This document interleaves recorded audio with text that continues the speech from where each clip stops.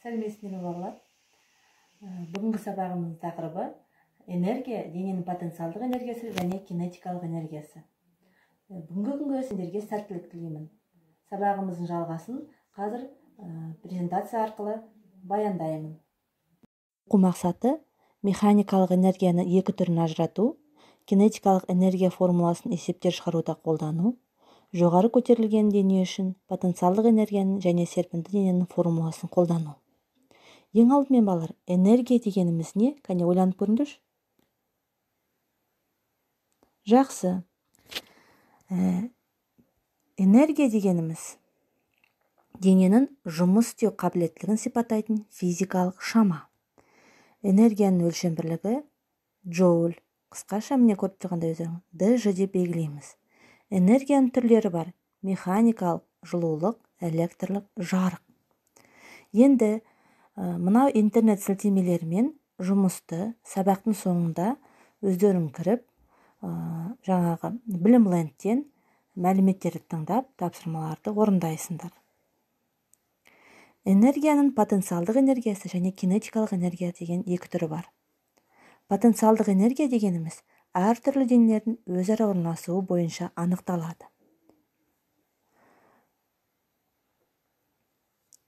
Потенциалдық энергия бізде міне көріп отырғандай дененің массасы, биіктігі және еркін түсу үдеуінің көбейтіндісіне тең болады.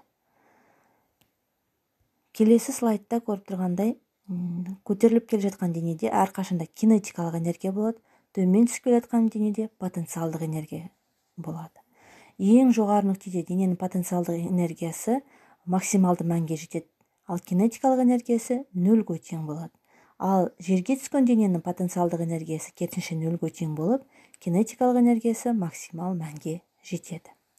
Келесі, кинетикалық энергия дегеніміз денелердің қозғалу салдарынан туындайтын энергия. Дәптерлеріне кинетикалық энергияның формуласын жазып алыңдар. Кинетикалық энергияның формуласы mv квадрат бөлінген 2. Яғни m деген дененің массасы, v дененің жылдамдығы. Ендеше мынау суретте қараңдар сендер. Кез келген қозғалыстағы денеде әрқашанда кинетикалық энергия болады. Міне ұшып бара жатқан ұшақ, қозғалып келе жатқан машина, адам болмасын, ұлудың қозғалысында барлығында да кинетикалық энергия болады. Енді осы кинетикалық энергия неге тәуелді екен? Кинетикалық энергия дененің жылдамдығына байланысты болады. Сонымен қатар оның массасына да байланысты болады. Келесі тапсырма міне дәптерлеріңе мынау 3 есепті шығарып, маған WhatsApp арқылы жібере қоясыңдар. Мұндағы бірінші, екінші есептер дененің потенциалдық энергиясын табуға, ал үшінші есеп дененің кинетикалық энергиясын есептеу керек. Формулалар барлығы сендерде берілген. Осы формулаларды қолданып, мына есептерді шығарамыз. Бұл тапсырмаға қатысты міне бағалау критерийі берілген сендерге. Және сонымен қатар мынандай қалыптастырушы тапсырма. Мына жалаяқтың массасы 100 кг, ол 8 метр бөлінген секунд жылдамдықпен жүгіріп келеді. Оның кинетикалық энергиясы қандай? Бұл есепті де дәптерлеріңе берілгенін жазып, формуласын шешуімен шығарып, маған WhatsApp желісі арқылы фотоға түсіріп жібересіңдер. Келесі кішкене бойымызды сергіп алу үшін мынандай бинго деген ойын алдым мен сендерге. Мынада бірінші сұрақ: қандай жағдайда дененің энергиясы бар деп айтуға болады? Дәптерімізге орындаймыз. Бірден жауабын жазуға болады. Екінші, энергия дегеніміз не? Үшінші, жұмыс пен энергияның бірліктері қандай? Төртінші, энергияның қандай түрлері бар? Бесінші, кинетикалық энергия формуласын білесің бе? Білсең жаза ғой. Алтыншы, потенциалдық энергия формуласы қандай? Келесі балалар, Дарын онлайн платформасы арқылы берілген бір есепті қарастырайық.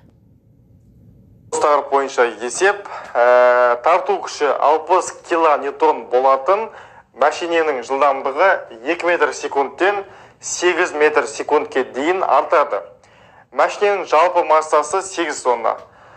Сол машиненің кинетикалық энергиясының өзгерісін табу керек. Одан кейін тарту күшінің жұмысын табу керек. Және де оның орналастыру аралығын табу қажет. Енді есептің берілгенін жазып қоямыз. Осында барлығын жазамыз. Одан кейін барып SI жүйесінде күшіміз 60, оның 3 дәрежесі ньютонға тең. Ал V1-іміз ол 2 метр секундқа тең, V2-іміз 8 метр секундқа тең. Ал массасы 8000 килограмм. Сонымен есептің шешуі кинетикалық энергияның өзгерісі. Ал мен формуласы mv квадрат бөлінген 2. Демек, өзгерісі болатын болса, онда mv2 квадрат бөлінген 2 минус mv1 квадрат бөлінген 2. Ал бұл кинетикалық энергияның өзгерісі жұмысқа тең деп алсақ болады. Ал жұмыстың формуласы арқылы біз орын ауыстыруды тауып аламыз. Енді тауып көрейік, дельта 2 тең болады. Жаңағы формулаға орындарына қоятын болсақ, мұнда m бөлінген 2-ні жақшаның сыртына шығарамыз. Бізде жақшаның ішінде v2 квадрат минус v1 квадрат қалады. Орындарына қоятын болсақ, 240 көбейтілген 10-ның 3 дәрежесі джоуль деген жауап шығады. Ал бұл бізде жұмысқа да тең бола алады. Енді жұмыстың формуласы А тең болады F көбейтілген S. Осы арқылы біз S табатын болсақ, ол А бөлінген F-ке тең. А-ның мәнін қоямыз, F-ның мәнін қоямыз. 240 пен 60 қысқартсақ, бізде 4 деген жауап шығады. Ал орын ауыстырудың өлшем бірлігі метр. Демек, есептің жауабы дельта 2 ол жұмысқа тең, ол 240 килоджоульге тең болды. Ал жүрілген жол, яғни орын ауыстыруымыз ол 4 метрге тең болады. Келесі мынандай тапсырма балалар. Осы Дарын онлайн платформасынан 10 сұрақтан тұратын тест жұмысын орындай қоямыз. Орындап маған тағы да суретке түсіріп WhatsApp арқылы жібере қоямыз. Тест жұмысы қиын емес. Сәттілік тілеймін. Сонымен балалар, біраз мәлімет білдік, есептер шығардық. Келесі үйге мынандай тапсырма берем. Есеп, міне өздерің көріп отырғандай, және энергия сөзіне 5 жолды өлең құрастырып маған жібере қоясыңдар. Ал бағаларыңды, яғни мен күнделік KZ-ге қойып, сол арқылы өздерің көріп танысасыңдар. Келі байланысты WhatsApp желісі арқылы жазып жүреміз. Назар қойып тыңдағандарыңа рахмет. Сау болыңдар.